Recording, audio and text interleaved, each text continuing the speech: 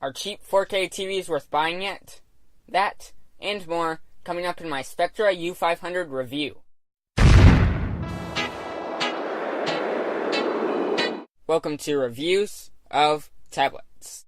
In this video, we're going to be covering 4 main use cases for 4K TVs, including gaming in 4K, editing in 4K, native YouTube and Netflix streaming in 4K, and 4K upscaling quality. Before we get into all of that, let's test a chroma. I downloaded a chroma 444 test image online, and as you can see, the top and bottom few rows of the text are blurry, which means this TV is only a chroma 420.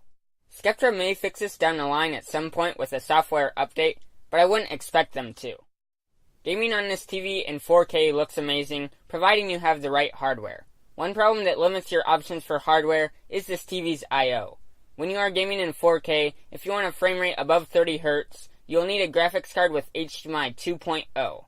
This fact alone limits your options as of right now to the NVIDIA GTX 970 and 980. This wouldn't be a problem, except for the fact that the 970 starts at around $350, while the 980 starts at $560.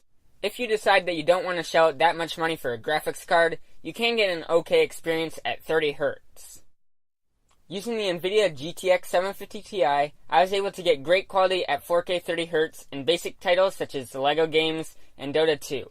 Some more intensive titles such as Dead Space 3 are decently playable at 4K 30 Hz with mid to low settings. This is a great TV for gaming as long as you know your hardware's constraints. Make sure that your graphics card has HDMI 2.0 if you want to use 4K 60 Hz while using this TV. Next up is editing. Editing pictures works great on this monitor because of the high pixel density. You can see pixel for pixel what your end result will be when you are editing on this TV. One problem when editing with this TV is the colors. Out of the box, the colors on this TV are horrible, and you'll have to spend lots of time in this menu system trying to adjust them. Video editing is much the same as picture editing, as you have to adjust the colors to get them perfect first. After that, you can edit a 1080p video at full resolution and have it only taking up 1/4 of the screen, leaving more than enough room for everything else that you will need.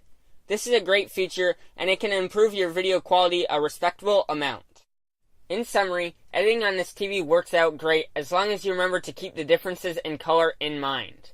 Being able to see your work before it's done in almost full quality helps a lot. Our next use case is streaming. On YouTube, if you have a video that supports it, you go to your video settings, then quality to switch it to 4K. This is fairly easy to do and doesn't require much time. Once you switch the quality to 4K, it will look amazing. That is until you hit the buffer. To stream 4K with no interruptions, you'll need at least a 25 megabit per second connection, which could double your internet bill if you decide to upgrade. Without this, you'll be constantly watching buffering screens. Trying to watch something on Netflix in 4K is a nightmare.